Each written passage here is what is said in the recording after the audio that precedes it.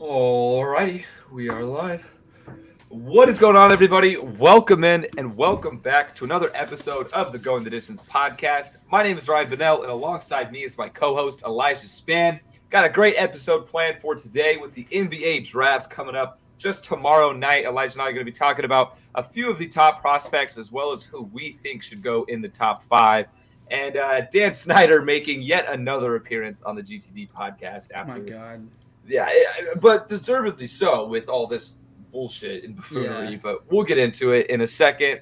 Also, as you can tell by the title, FIFA has announced all the host locations for the 2026 World Cup, which is kind of going on at the same time as we're leading into the 2022 World Cup. So we'll talk about which cities ended up with the bid, which cities kind of got snubbed.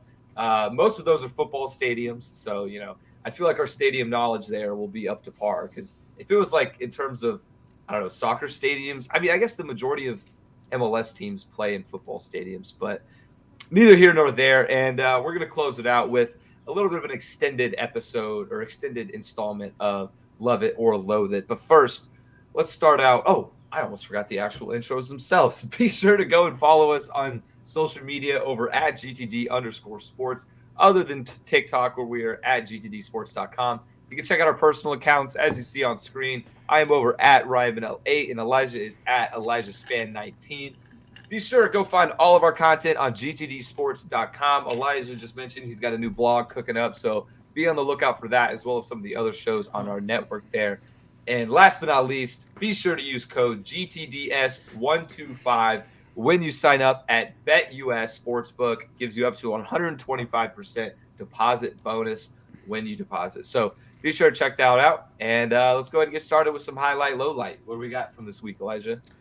So highlight, I went on vacation. I went to Glacier National Park. It's on the hat. Yeah, that's in Montana, right? Yeah, so Yeah, I drove all the way up to Montana. You drove? Yeah, I drove. Sheesh, how long was that? It's like 25 hours total. Oh my! How many days did that take you? Took me 3 on the way up just because we stopped for a day in Boulder, and then I went to a Rockies game, which was sick. Oh, The that's ball sweet. definitely. So I put 2 units on the over because that's what you Because do. why when you go not? to Coors Yeah. Field. Unfortunately, it was a 4-3 ball game, which was under by a lot. Yeah, definitely under. Disappointing, but the ball definitely flies off the bat a little bit different, a little bit lighter, so it's a little weird. Like the one home run that was hit, like definitely satisfied what I needed to see because I looked at it and I'm like, that's like a fly ball, and it Just kept going. just over, Hey, well that's, over. That's where my MLB The Show player plays, Coors Field. So Nice.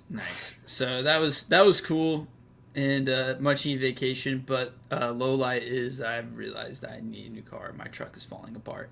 did you drive that solo? No, I went with my little brother. Okay, I was about to say, damn, dude. Like, I struggle after even driving to like Austin or something. I'm I like, did damn, all the my back driving hurts. though. You did all of it? Yeah, I did all of Damn. it. Well, is your brother 16? He's 17, but he don't Oh. drive.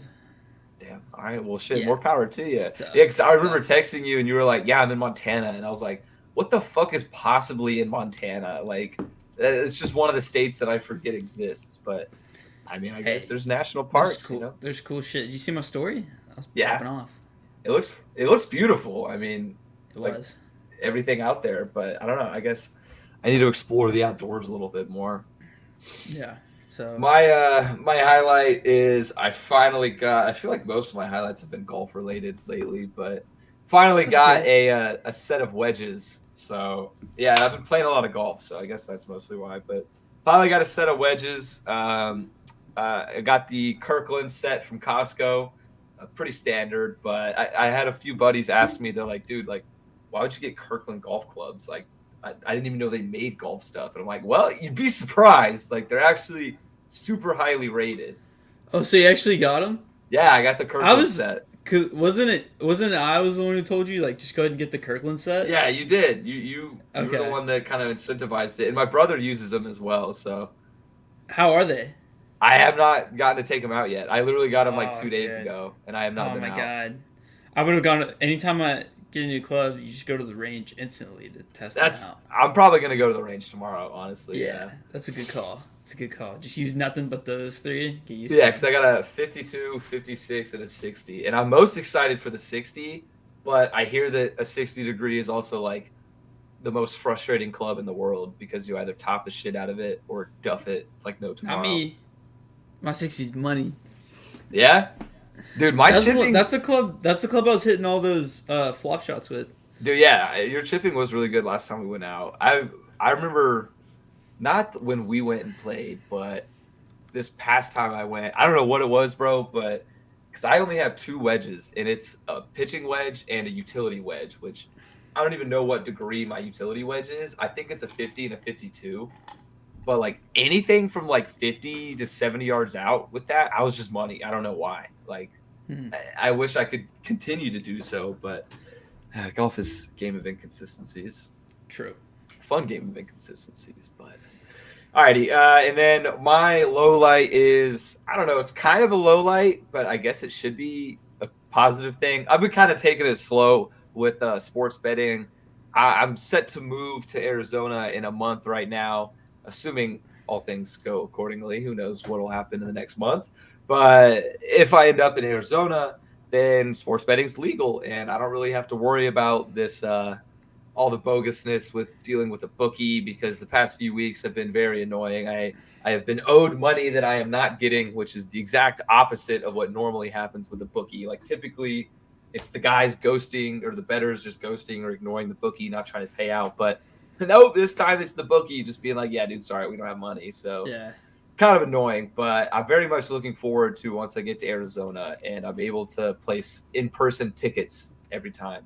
Yeah. Rather than That's all that. times like those are. I'm so glad I have like the best bookie in the world. Like no joke. Like I pay that guy on time. I make a point to pay that guy on time, like the day of, because he pays me like straight up. I don't have to text to him. Like And then immediately. like and every time I pay on time, if I go down more than like $100, he gives me like $100 of free play. See, that's my thing. It's like I would go look because I could probably just, I'm sure you could refer me to your bookie, Yeah. but like, I only have a month, so like, I'm kind of just want to stick with the same system I've been rolling with. But True. it is frustrating. So looking forward. I'm scared though. Once I have that access to the app, excuse me, I got the hiccups now. But once I have the access to like that FanDuel app, the BetMG, BetMGM app, everything, then that opens up so many more possibilities, like so many more player prop parlays, so many more random obscure odds or predictions that wouldn't normally be available. So I don't know, it's gonna be dangerous. I'm gonna have to limit myself, probably just keep only in person betting so that I can, I don't know, just not go overboard with it. But all right, let's get into some NBA draft talk. Like I said earlier, taking place tomorrow night. We got the first 5 picks set. Orlando Magic has number 1. Oklahoma City Thunder just stacking up all their draft picks from the past few years and future years. We got number 2, Houston at number 3, Sacramento at number 4, and Detroit at number 5, following that number 1 pick last year of Cade Cunningham. So, I mean, honestly, not much of a surprise with any of the teams that ended up here because, I mean, I'm pretty sure Orlando, OKC, Houston, and Detroit were all in the top 5 draft picks last year. No, I think Sacramento was the only one that didn't have a top 5 pick of these 5. Yeah, I could be wrong, yeah. but that's at least what I remember. Was OKC 6? You're right. They might have been 6 with Josh Giddey. Yeah. Okay, and then Orlando was 4 last year with Suggs. Yeah. Detroit Houston was number second. 1. Houston was 2. So yeah, it's a pretty similar list. Yeah. So as of now, there's been a lot of change since March Madness ended as to who's the number 1 pick, where people are going to land. For the most part, Chet Holmgren, big guy out of Gonzaga. If you don't know who that is, you just look him up. Yeah, I was gonna say, watch basketball because that guy he's a freak of nature. He's a unicorn. He's 7 foot. He can shoot. He can play defense. He can make crazy blocks. So definitely an NBA prospect. And he went from being the solidified number 1 to now there's discussions of Auburn's Jabari Smith going number 1, which In my opinion, I think Smith makes more sense because with the number one pick, you kind of want to go with more of a sure thing. And I mean, Jabari Smith is built for the NBA. Dude's like what, 6'7", 6'8", like He's 6'10". 6'10". Yeah, okay. So big power forward. And he can shoot threes. Yeah, and he can shoot. Very scrappy on defense. Like he's what you want, and he's kind of more of a sure thing at the number one rather than Chet Holmgren, who his skin is paper and his glass are bones. You know, like he has no meat on his bones, and I don't know if that's going to hold up in the NBA. And I guess that's what everybody said whenever he was going to college at Gonzaga. I remember whenever he signed, we did this on like our Love It or Loathe It. That's how long ago, or not long ago, how little ago Chet playing was, because we talked about him signing out of high school, and now here he is in the NBA. So I guess those doubts worked out in college, so maybe he'll prove me wrong in the NBA. But he's just so skinny, dude, for a number one pick. Like, I don't know. What do you think about that? Because there's been a lot of controversy on it. That's literally the only thing that's holding this guy back. Exactly. Like, when I listen to podcasts that talk about him, they're all like, dude, he's got everything you want. He's like defensive player of the year type player. I mean, he can shoot threes, he can space the floor and all that. Which, by the way, like if you want to sound smart, talking NBA, just say spacing, space the floor. You sound like a genius. Basketball Everyone's like, yep, that's what you need. That's what you need. You need more spacing. So, but anyway, he's just so skinny. I mean, you look at him and anyone can see. Like if you have two eyes, or even one, this kid is a rail. Yeah. Like there's lines of coke that are fatter than this kid. Like yeah, he's literally a stoplight, dude. It's but he can fill out is the thing. Like you look at his dad, he's kind of a fuller body guy, and like I mean it worked out for KD. Brandon Ingram has filled out a little bit and is a solid NBA player now.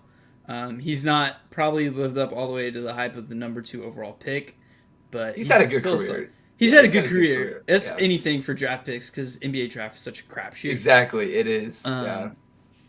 Yeah, like all of these guys, Smith, Holmgren, and Paolo Banchero, they could all be busts, bro. What do we fucking know? Like the NBA draft pick is literally a coin toss whether or not it's going to work out. So, it's probably like a 3-sided coin toss. Yeah, honestly. 4-sided coin toss. Or just a dice roll with only one being good. Yeah, so, I mean, I think, though, overall, these are probably the top 3 guys you have to be looking at because aside from Holmgren and Smith, talking about Duke's Paolo Banchero, who has been the number 3 guy basically the entire time leading up to the draft. But now, just like yesterday or 2 days ago, his odds on DraftKings Sportsbook went from, I think it was like plus 1,600 to plus 250 to be the number 1 draft pick. So there's something going on. Like, really? they know something. Yeah, but for me, it wouldn't really make sense for Orlando to draft Banchero. Like, I mean, because technically Banchero is listed as a power forward, although he plays more like a small forward, in my opinion. But, you know, if you're going to draft a player at that position, you got to take Smith, you know. It's just whether or not you want the big guy. And Orlando does have a history of taking big guys. You know, they had Jonathan Isaac, Mo Bamba. Those are both tall, lanky dudes. So would kind of fit their bill. I've also seen that Smith is virtually a lock to go number 1. See, yeah, I've seen it both ways. ESPN. Yeah, I've seen it both ways. Yeah, like, I haven't heard everything I've heard about Paulo. It's him going to Houston. No, like like you said though with ESPN, you're right on like the mainstream ESPN and all that. Most of those analysts are saying Smith number 1 for sure. But then I'm seeing like those random online like rumor mill type stuff where it's like, I'm hearing Orlando might be interested in Banchero at number 1. So it's like, I don't think they should be though. I think we'll see. Maybe they're just sitting out smoke screens. Like it's probably going to be Smith. Probably, yeah, but like, there's some other contenders as well. Not necessarily for the top 3. I don't think he's even worked out for Orlando. Like everything I read, Orlando really only worked out for. Only worked out Holmgren and Smith. So I read it wrong. Maybe I'm remembering it wrong. But like I don't know. I don't think it would make any sense. Paulo's going 3. Like. 90%. Yeah, I bet Paulo's going 3. And Yeah. what's ironic is I bet Houston really wishes they could get Chet Holmgren now after trading Christian Wood. Because who's I their think starting center going to be, bro? Boban? I have no idea. Oh Exactly. wait, they Like traded Boban too. the Mavs traded The Mavs Boban. traded Boban. Yeah. Wait, you didn't Which know is gonna that be. Boban was a part of the trade, I literally just found out about this trade like 10 minutes before the podcast started. I'm gonna be honest. Because brother? Yeah, I saw, I didn't get the notey. I just saw dude. Yeah, that that's like, huge for you guys. I literally looked. Um, I was like, who the Mavs picking first round? Like trying to like furiously see who we're gonna get mocked to, and then I finally look up like Mavs draft pick, and then it was like Christian Wood to the Mavs, and I was like, oh sick, let's go. Yeah, I'll take him as our first round pick. yeah, for literally the 26th pick and pennies and scraps. So yeah, definitely the move. But the only It's a good thing deal. is, it is a great deal because you guys were Cool. probably going to cut Trey Burke, probably going to cut Boban. But the sad thing is now Luka and Boban can't be best friends. Oh, Boban's coming back. Okay, I mean, I don't know, I doubt it, but I would love to see it just for the romantic aspect of it. Yeah, he's got to, because him and Luka are best friends. We got to keep Luka happy. Yeah, honestly, that's what I was kind of thinking. Is like, dude, now that Boban's gone, I don't know. Luka might be like, "Fuck you guys, I'm going to Houston." Nah, no chance. That No would be chance. awful. Yeah, I was also looking at the Heat just to see where I think we have the 21st pick, 24th. I don't know, somewhere in the 20s. But I think we're slotted right now. Most mocks have us taking Wendell Moore Jr. from Kentucky. Pretty solid 3-and-D player, which would be amazing because then we can trade Duncan Robinson and get somebody that can actually shoot and play defense, which is something we desperately need.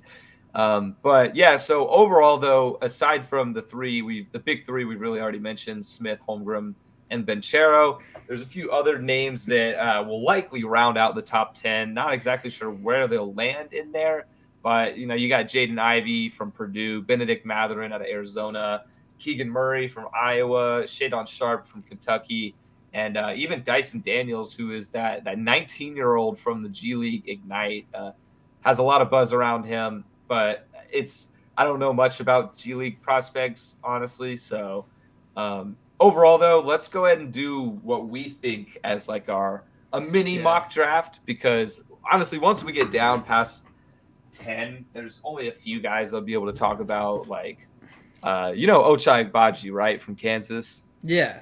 Yeah, like I know him just because I watched Big 12 basketball all year. He's projected to go like 15th to the Hornets. Yeah, I just saw that. Yeah, and like I was kind of surprised to see him go that low, just because I thought he was like a freak of nature, one of the best in college. But I also really like that fit for him. I think him with LaMelo in Charlotte is going to be a nasty duo. But yeah, let's get into it. So overall, number one, we've kind of already hinted at it, but I'm going to go with Jabari Smith. I think the Magic have to take him. He's the most well-rounded, most sure thing you can get out of this draft, even though there's no such thing as a sure thing. But what about you? Yeah, I'm also going Jabari Smith. Just everything I've heard is him going there. So, and like we said before, taking Chet Holmgren 1 is such a risk, and OKC is the type of team that can take Holmgren, and not be they have super so many worried picks about it. Yeah, they just have so many picks. If it doesn't work, then it doesn't work for them. But with a team like Orlando, it's like they have to get this right. You're right. Yeah.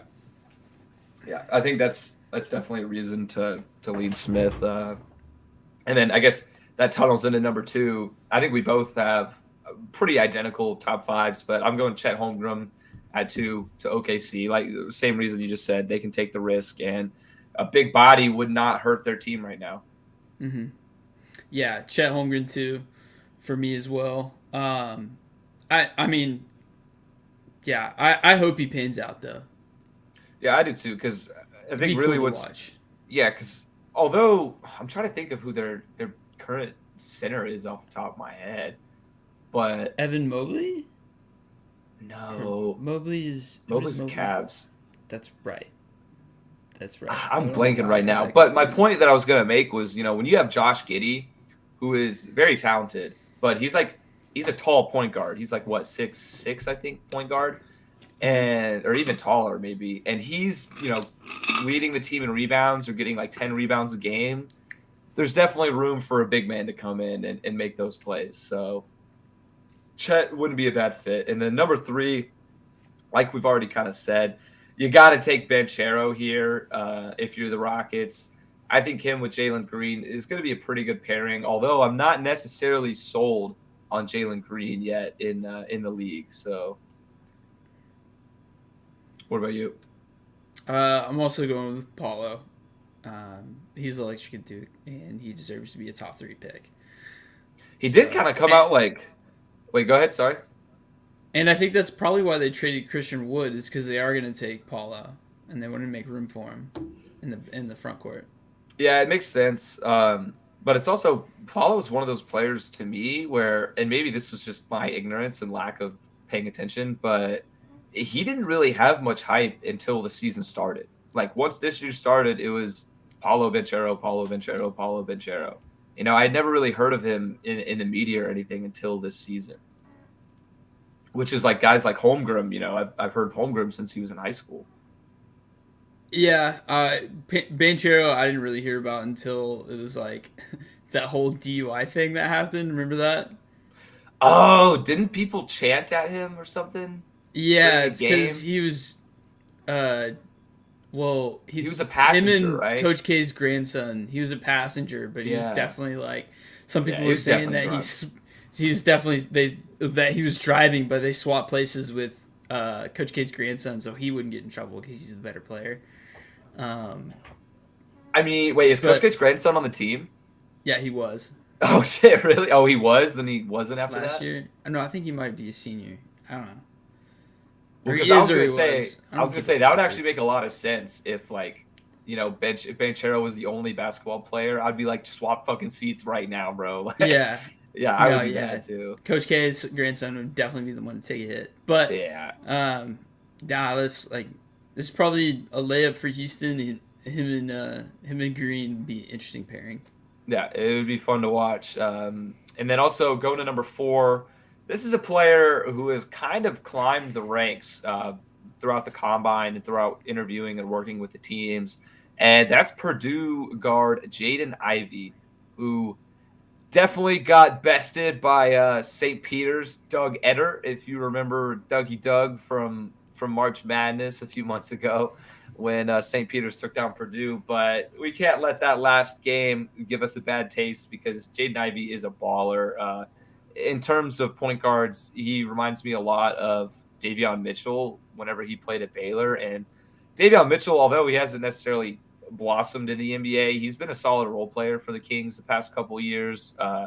Which again, that's another weird thing though, is because to me that's like a comparison is Davion Mitchell and Jaden Ivey, but now he's literally being drafted by the same team that drafted Davion Mitchell 2 years ago. So it's kind of weird how that's going to work out. I don't really know what role they see him playing, but they did, dish out Tyrese Halliburton over the course of the season. So that's a big front court space to fill, or backcourt space, sorry. So yeah, I think Jaden Ivey at 4 is probably your best bet, but I wouldn't be surprised if Sacramento went a different route. Yeah, I had Ivy as well just because BPA. Like, you got to go best player available in the NBA because the draft is such a crapshoot. You can't That's probably really. why they're doing it. Yeah. Yeah, you can't draft based upon need in the NBA. It's just not the way to go. Yeah, you're totally right. So I guess that makes sense because it doesn't matter if they're like the same type of player. If he works out, he works out. And then number 5, I think this is probably the biggest wild card of them all. Detroit Pistons picking at number 5. And I'm going to go with Benedict Mathurin out of Arizona. He's a big shooting guard. I guess he's more of a small forward, but he has all the tangibles that you need to be an NBA player. I mean, he has a crazy long wingspan. He's crazy athletic. He can shoot from distance. He has a great vision on the court. He makes passes that not everybody would be able to think of, let alone make. I got the chance to watch Mathurin play a couple games in the March Madness tournament, and he lived up to all the hype. It was kind Yeah. of like, oh shit, I'm like courtside watching a future NBA player. and he played like a future NBA player. So I think there's discussion that the Pistons might go with Keegan Murray here at 5. There's even talk that Sacramento might go with Keegan Murray at number 4, the power forward out of Iowa. But I just think, if we're talking about that hit or miss capability, that sure thing, I think Mathurin is a little bit more predictable and coachable in that sense. Yeah, I went with Keegan Murray just because they just traded Jeremy Grant, so that definitely tells me that they're probably leaning towards a player in that position if they're just going ahead and trading their guy. You're right, yeah. But I do like Mathurin a lot. Mathurin is electric to watch. I mean, the dude's a flamethrower. I mean, he's sick. But if he doesn't go 5, there's a high probability that he goes 6 to the Pacers. And him and Halliburton, who we just mentioned, would be nasty, actually. So it would be Mathurin, Halliburton, and Malcolm Brogdon in that backcourt. That would be probably Mathurin nasty. at the 3. That sounds pretty interesting to me. I would love that. I would love to see that play out. But yeah, because if we're talking about kind of like that sure thing concept, if I had to say like there's 2 players in this entire draft class that like I had to bet will have a good NBA career, I'm going to say Benedict Mathurin and Jabari Smith. Those are like my 2 that I would have to say I think they're NBA ready like right now. And but if we're talking about highest ceiling, like who has the best potential, Chet Holmgren by far. Chet Holmgren could literally be like one of the best big men of all time if like he actually lives up to his potential, Right. But alrighty though, that's I think that's about all we got for the mock draft. I'm not going to go too in depth. If we were to go through all 30 picks, then we'd be here for quite some time. But let's go ahead and head into some Dan Snyder news. And Elijah, I know you are the biggest Dan Snyder fan in the world, so I'll let you go ahead and bring us into this topic. So I wrote a blog kind of piling in all my thoughts and feelings on this. Check it out, gtdsports.com, of course. But yeah, so Dan Snyder's had himself a week. He got accused of sexual assault. It turns out that when he was being investigated by Beth Wilkerson, during that investigation that came out like right at the beginning of last year, where it was like the whole cheerleader thing and that big scandal dropped out. He conducted his own shadow investigation to discredit everything. So while he was getting investigated for sexual harassment and workplace misconduct and all that, he like basically hired a PI to like fuck that investigation up. Interesting. Yeah, and he refused to be testified by Congress. He's getting so the I think it's like the Workforce Committee or something like that. One of the subcommittees in Congress. They're testifying, and because of that Beth Wilkerson interview, investigation, the one that because he got fined $10 million, and then he's no longer allowed to do day-to-day stuff. And so now they want to see him. The Congress wants to try him because of their whole like workplace harassment stuff, because they want to crack down on that type of thing. This subcommittee does. So anyway, they want him testified. He refused. He said he had overseas business obligations, which no. Some slimy shit. Goodell testified today in Congress on behalf of the Washington Commanders, which is fucking nuts. Like, I'm going to repeat that one more time. Roger Goodell testified in front of Congress today. On behalf of the Washington Commanders. Yeah, well, not on behalf of them, but because of them is what I'm saying. Oh, okay. Yeah. Yeah, I saw a clip today. I didn't know what it was about, but I saw a clip of Roger Goodell being asked by a Congress member about like the banning of Dave Portnoy from all NFL games. And then he said, I have no idea what you're talking about. And they're like, I mean, this is a pretty like big member of the press. And he was like, I mean, you could ask my team, but that I've never known about that. And it's like, yeah, okay, buddy. Okay, Roger. Okay, dude. But yeah, But but also too, to top it all off, Dan Snyder is being subpoenaed, so he's going to be compelled by legal obligations to testify in front of Congress. And the ooh, lady, the head of that committee, dude, she's fucking feisty. She's like, I know he's got something to hide, and we're gonna get it out of him. And I was like, dude, he has yeah, so much to hide, bro. yeah. It's like, yeah, fuck this guy. Get him out of there. No, dude, Yeah, but he's gonna be fine. Dan Snyder's gonna be fine. yeah, he's too rich to get out of this with anything bad happening to him. But nah, yeah, I saw something too about RG3, Robert Griffin III, and have you noticed recently that RG3 has been in the media a lot more? Yeah. You've seen him in analyst roles, you've seen him behind the desk a lot more than you have in years past, and it's not like he just came out of nowhere. He's been in the football world still, even though his playing days are over. But it all started when a couple years ago, or I'm not sure when, it may have even been like just a year ago, he was planning on releasing a book with details on everything that went down with Snyder and in Washington because he knew. And right when that book was like, he announced that he was going to be publishing it, book never got published. All of a sudden, RG3's been on air 20 times more than he normally has. I'm not saying anything, but all I'm saying is Snyder might have found some sort of arrangements to get RG3 to hush hush a little while he's getting to be on TV, Damn. Like, right? Because RG3 would have a lot of dirt on him. Yeah. He would have a lot. And that book just magically didn't come out. And he's magically on air all of a sudden. Damn. Right? I see the wheels turning. Now you're thinking about it, right? Yeah, that could be conspiracy shit. I don't know. This guy just does so much shit every 6 months. Like, people are gonna be like, "Is this it? Is he finally gonna like get canceled?" Because if there's one thing that one guy cancel culture should get,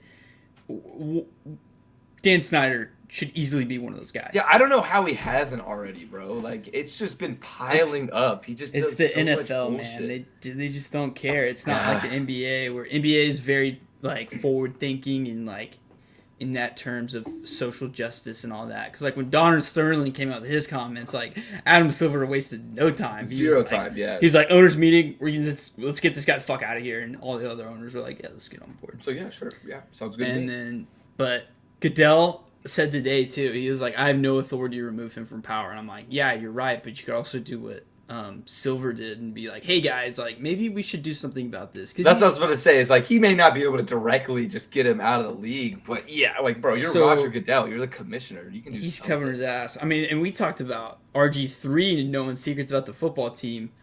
What the fuck does Snyder have on the NFL? That is another good point. Yeah, because if shit goes down with Snyder, bro, do you think he's just gonna take the league down with him? Bro, hell yeah, he's a scumbag. Yeah, I think he has to. But I'm actually kind of, I don't know, I'm kind of excited. Like, I kind of want to know what all could possibly come out because there's dirt. Like, there's got to be some dirt. Oh, there's skeletons in the closet and bodies buried, for sure. So yeah, because I mean at this point, like you said, like it's stacking and stacking and stacking. Like nothing. It's got to the point where like this guy's he's inevitable. He's dangerous. Yeah, I feel like it's literally gonna like blow up. It honestly at this point, you're right that you mentioned it in that aspect because kind of how we said they might be protecting RG3 by like bribing him to go on air to keep hush hush. Honestly, the league might be protecting Snyder's position because they know if shit hits the fan with Snyder, he's just gonna bring them all down with him. Dude, this is some crazy shit, bro. Yeah. Why is like mainstream media not talking about this more? Like, I get it's not like a fun topic to talk about with like the idea of him being accused for sexual assault and everything, but it's like he's been in the news like all this week. Okay, really? Yeah. Maybe that's all my then. Like half my noties have been Dan Snyder. Okay, he's on the front page of the Athletic right now. And ESPN. Well, I guess I need to do more. I've just been watching mostly World Series this week. Yeah. College World Series, that is, at least.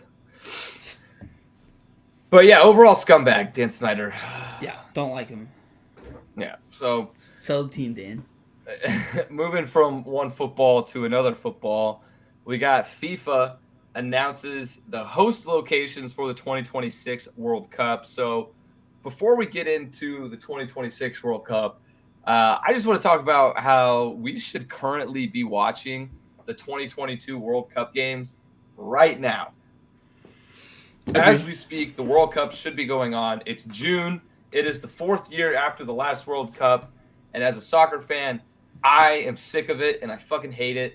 And all I got to say is fuck the country of Qatar for everything they're doing. Actually, I probably And shouldn't say being that. so hot. That was a little extreme, but I'm not happy with you, Qatar. And yeah, it's hot. It's hot as shit there. For being 50 degrees. Yeah, dude, it's literally too hot for them to even host games. And also, they can barely even provide proper hosting.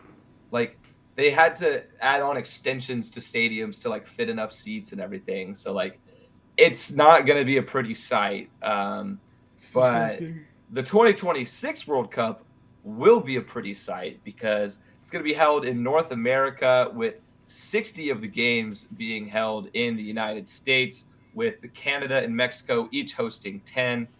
And a few days back, the major stadiums were announced. And so these are the American stadiums included in kind of the tour, if you will. We got New York with MetLife, LA SoFi, Houston NRG Stadium, Atlanta Mercedes-Benz, Boston Gillette Stadium, Philadelphia Lincoln Memorial or Lincoln Financial, San Francisco Levi Stadium, Seattle. Oh man, I'm blanking on the Seattle name. CenturyLink. Yes, CenturyLink, no, Seattle. They changed it. It's a different one now.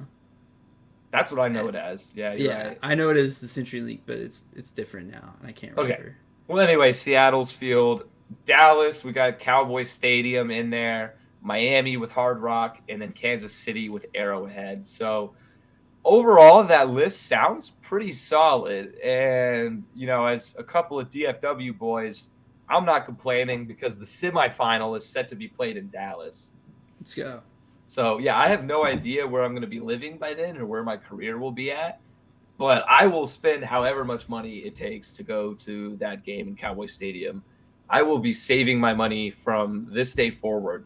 And if that is like a $2,000 ticket, I just got to experience one World Cup game in my lifetime. Like, and that's probably literally going to be the only time that it'll ever be in the U.S. So, gotta go. But those are the big cities or big stadiums and cities included. But there were a few that felt like they got snubbed. It's kind of interesting how it worked. So not only did North America have to put together a bid to FIFA to earn the hosting of the next World Cup, each city had to then make their own bids as to why they should be one of the host cities within the host country. And Washington, D.C. was probably the biggest of the cities that got snubbed. They were pretty pissed. I saw their like town hall meeting as they were watching the announcement. And afterwards he was like, now, I have no idea why the FIFA would not consider DC. We have the #1 fan base of English Premier League soccer in the United States. And everybody's like, wow. So, yeah, interesting. Okay, yeah, they were pretty pissed off about it. But there's no DC, no Orlando, no Nashville, no Denver, and no Cincinnati. Those were the biggest cities left out. Do you think that that's really any snubs, though? No, like Kansas City made the list. Like if any city should have like be, if Kansas City didn't make this list, would we call Kansas City a snub? Mm-mm. No, absolutely not. No. Yeah, exactly. So I was gonna say Kansas City is kind of a reach, bro. Like I know Arrowhead's a nice good stadium, for Kansas but City. Yeah, exactly. Good for them. It would have made more sense for me to put like I don't know DC, Nashville, or Denver. Those kind of make the most sense to me. I don't know. FIFA probably didn't want to do Denver because of the altitude, and that fucks. I think that would make it fun. I think it would make it fun. Bro. I just wouldn't want anything to be like Mickey Mouse about it. You're right. Yeah, people be like, "Oh, well, these players have never played above 1,000 feet sea level." Yada, yada, which would be, I don't know. Well, actually, if there's gonna be a game played in Mexico City, might as well do Denver, because there is in Mexico City. Yeah, you're right. Okay, so then that's a mute point. Yeah, and there's also like Vancouver, Ontario. I'm trying to think of the rest. Like Guadalajara got one in Mexico. Oh, that's dangerous. Yeah, I don't know. I'm sure the stadium's fine, but I will Yeah. tell you, I'm not going to that game though. That'll be Nope. one that I'm not attending. False. Like, But let's go. one of your bets just cash. So yes, but also too, this over that I hit over 8.5, San Francisco, Atlanta, it just got tied up 3-3. So there's a chance I could get saved by extra innings. Wait, 3-3. Oh, I don't know. That's tough. I could get 3 more runs in extras, dude. Extras can sometimes. You're be right. juicy. It could be crazy. Yeah. Okay, but anyway. But yeah, just looking. I mean, that's looking way far ahead because that is in 2026, literally in 4 years. But I feel like with every World Cup, it's always like it ends and you're like, damn, we got to wait another 4 years for one of these. But then here we are, and it doesn't feel like it's been 4 years. But I'm just still frustrated because the summer is the perfect time for the World Cup. You know, everybody is more free. There's going to be more fans, more TV ratings, but it's going to be played in November, like 21st, I think, is the first game. So late November, it's starting.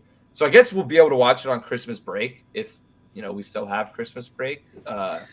It's gonna be during football season, dude. Exactly. Exactly. I wish it was this time because I could take a break from betting on baseball.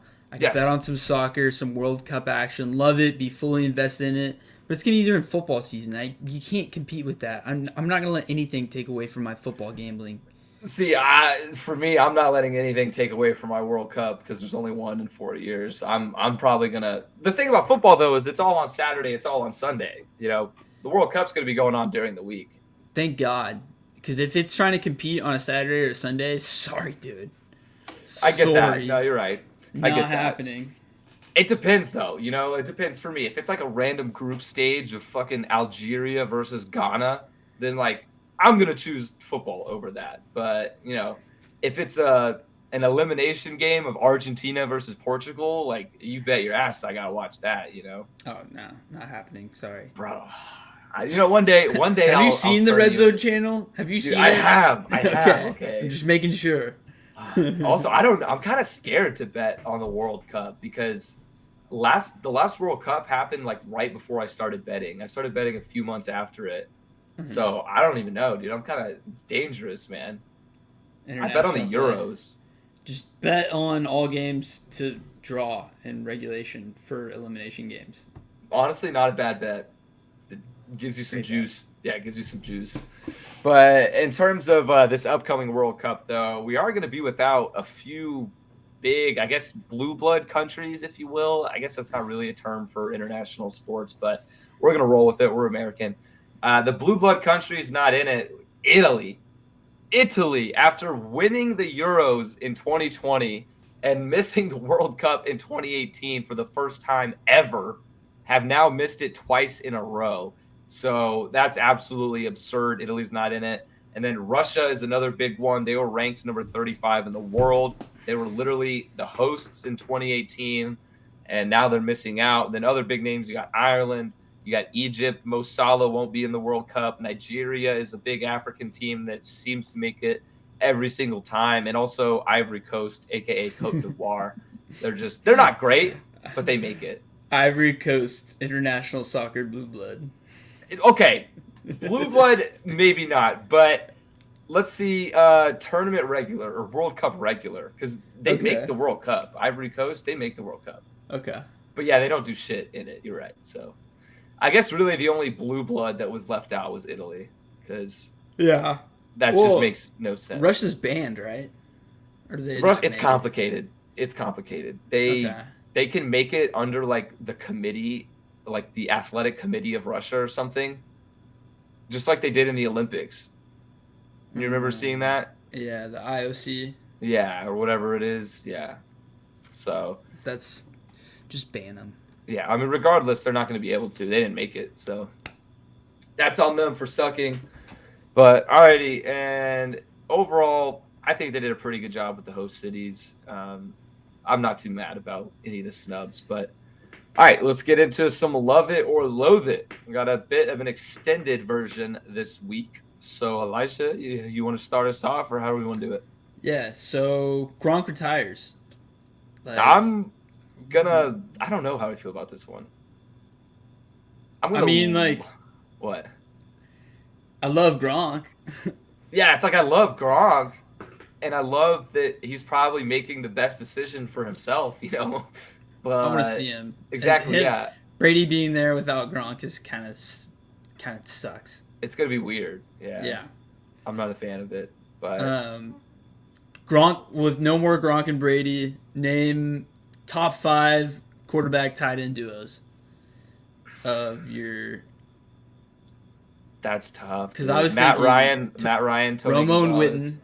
Romo and Witten definitely. Matt Ryan, Tony. Tony Gonzalez. Here's Yeah. a sneaky good one. Um, Cam Newton and Greg Olson. Honestly, yeah, I could see that. I think I would put Phillip that- Rivers and Antonio Gates up there. Philip Rivers and Antonio Gates is up there for sure. And Dak Dalton Schultz, bang. No, I'm just kidding. Dak and Dalton Schultz. Who was the Steelers Mahomes tight Kelsey. end? Who was the Steelers tight end before Freiermuth? I'm blanking. Because Big Ben Jesse and him. James. No. Oh, the guy Jeff Heath. Heath. Yeah, I think him and Roethlisberger had like a big connection. They had a lot of big stats run. together. Yeah. Jake. I think Foss. if I had to say aside Dang. from Gronk and Brady, I would probably say Matt Ryan and Antonio Gates, or I mean Tony Gonzalez. sorry, Antonio Gonzalez. Yeah, sorry, I mixed up the two names. Yeah, Antonio Gonzalez, or Rivers and Gates. Yeah, Rivers and Gates is a solid one. Yeah, but also you're right though. Romo and Witten would probably have to be Witten. up there in that top. Yeah, 5 at because least. Witten is like has the second. He's all behind Gonzalez for all the records. Because Gonzalez spent most of his career in Kansas City. Yeah, that's true. Yeah, he was just so iconic in our lifetime for the Falcons. Yeah, true. For like when we at least remember it. Yeah. Yeah, I remember it was a Falcon, but he spent most of his career as a Chief. Mm-hmm. I think we got the list down pretty good though. I'd say those are like the top 5. Yeah. For our era, yeah. Yeah, definitely for our era. It's probably some old heads was like, I remember Mike Ditka. Yeah, no shot, dude. Dick Butkus. Oh, fuck. All right, next up, what do we got? Sorry. Kepka. Going to the live. I absolutely loathe this. I hate it so much. WTF. He was the guy, man. He's the bro. He's the Chad, dude. He's supposed to be the one that everybody can relate to, and he's just one of the boys out on the golf course. And now what's he doing? He's taking this dirty fucking Saudi Arabian money. Yeah. I don't like it one bit. Yeah, it's crazy too because it's kind of a turn because Kepka was like talking shit about all the live players. He was like, it's a black cloud over the U.S. Open, and I want it to be my a quality tournament and blah blah blah blah blah. And he's like, nah, I'm going getting all that money. Roy was pissed. Roy sounded off. Really? What did Roy say? He was just like, I'm tired of all these. He used a really big word for it, but basically he just called everyone that went to the live after being coy about it or after talking shit about it two-faced. I mean, he's not wrong. Yeah, like that's backwards. Yep. That's frustrating. Was there any announcement in terms of like his contract or signing bonus, like what he was offered? Sure, it's not 9 figures. I'm sure. I was about to say, I'm sure it's in the 100 millions. Yeah, otherwise he probably wouldn't have. Like he's two-faced. He's against the live until he sees that paycheck and he's like, oh shit. DJ got 150. So do you think he got more than DJ? I think so. I think I would give Brooks more than DJ right now. I don't know. DJ was the number 1 golfer for like a year. He was, but Brooks is also a fan favorite. And a 4-time major champion. Yeah. So he'd probably either at least match DJ or get 100. He's in the 100 to 150 range. I could totally see that. Yeah. Which is just it's frustrating, bro, cuz like, everybody, I know it's a little bit cheesy, but majority of people have a price. They could be against it. They can shit on it all they want, but then if they see 500 million smackaroos right in their face, a lot of people aren't going to be able to put their morals aside. Like they're going to just take that money. So yep, I have a price. It's $1 million. $1 million, and you'd honestly, yeah, you're right, dude. See, because the difference I'd do is, it for 100,000. Are you kidding me? I was yeah, just trying to the make myself difference is sound we're better. Joe Schmoes, though. We're not professional golfers that are already getting paid millions of dollars in sponsorship money. I would drop everything in a heartbeat to go be a professional golfer if I was that good. Yeah. So you're right. Honestly, if the Live offered me like $1 million right now to go get last place in every tournament, I am dropping everything and moving to Saudi Arabia. So, Yep. but I would not do it if I was. I would like to think I wouldn't do it if I was a multimillionaire and at the peak of my game and the highest league in the country. So, even though it's international, but Yeah. Okay. disappointed in Brooksy. Former Ravens Colts defensive tackle and former Fox sideline reporter Tony Siragusa dies at 55. This one was sad for me. You remember Yeah, the Goose? I do know the Goose, mostly just because of the name, the Goose. So yeah, I definitely loathe it. Sad to see, especially at only 55. He Yeah. died in his sleep too. Yeah, it's crazy too because a Ravens current player, died today. Yeah, like literally hours before it was announced. Yeah, Insane. So that's sad. and he was only 26. Yep. Yeah, sad stuff, man. But all right, next up, former TCU wide receiver Cavante Turpin wins the USFL MVP, the first player to win this award since Herschel Walker in 1985. Hell yeah, buddy. Right? That's some pretty damn good company. Dude, I looked up his USFL highlights and I forgot how shifty he was, dude. Dude, he's nuts, man. He's like he could play in the league. I think he has NFL potential too, but I will say though, he was like built to just shred through these minor leagues, like the USFL, XFL, like he could just dominate those. But I also agree because you see a lot of guys from the XFL get the call up to the NFL, few not a major, but a few of them.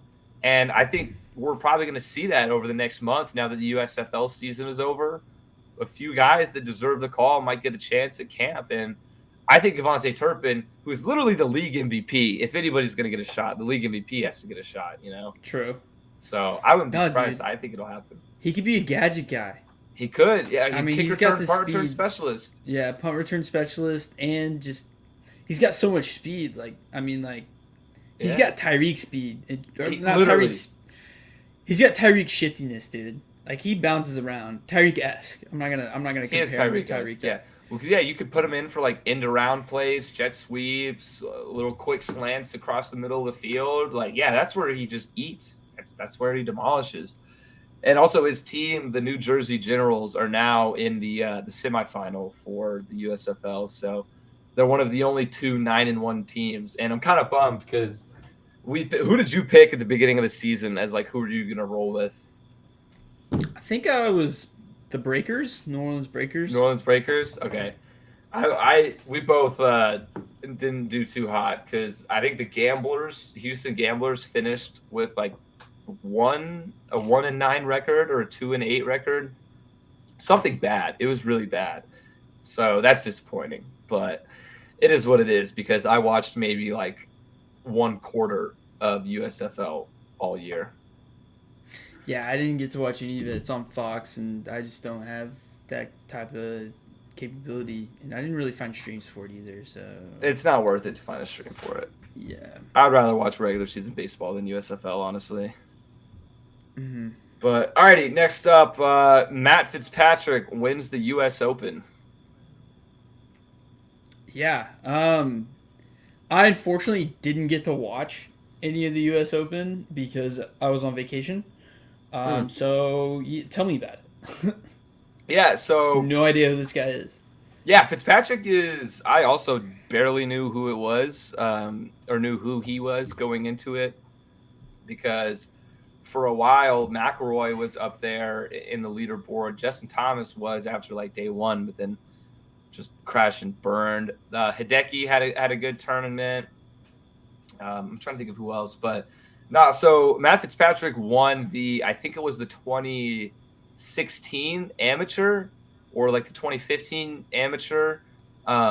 at the same course that he just won the Open at, and he's like the second golfer to ever, win the amateur and the Open on the same course, which is kind of cool. But he's a young guy, pretty young. I don't know much about him. It's kind of hard to say, but he was going neck and neck competing with Will Zalatoris, and they were just back and forth on the back nine. Like at one point, you were like, "Oh, Zalatoris got it. He just hit like a 30-foot birdie putt. He's got it now." And then all of a sudden, Fitzpatrick hits a 50-foot birdie putt, and you're like, "Oh, here we go." So it was crazy. It came down to the last putt. Zalatoris missed it quite literally by a centimeter, which would have sent it into a playoff. But good for Fitzpatrick. So yeah, I love it. I have no complaints here. It's cool to see somebody new get their first major win, and it seems like Fitzpatrick's been playing pretty well over the past month or so. He's been placing in like the top 20, top 25. So he might be a name to look out for in the near future. Mm-hmm. Okay. And then you want to take the next one? Yeah, I'll take the next one. Alrighty, and then Patriots unveil their new Patriot Pat unis for 2022. I love it, dude. This is one of the best looks in football. I agree. I'm so glad that the NFL got rid of that stupid one shell rule.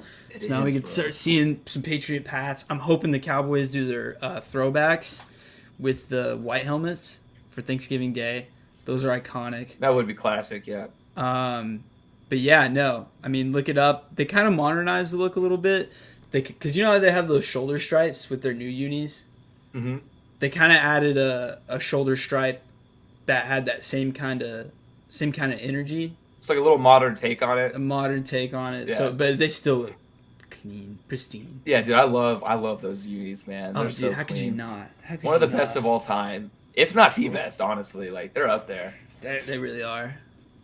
All right, and then next up, the Houston Astros become the first team in MLB history with 2 immaculate innings in one game, and it was against the same 3 batters both times. And yes, this was against our Texas Rangers, sadly.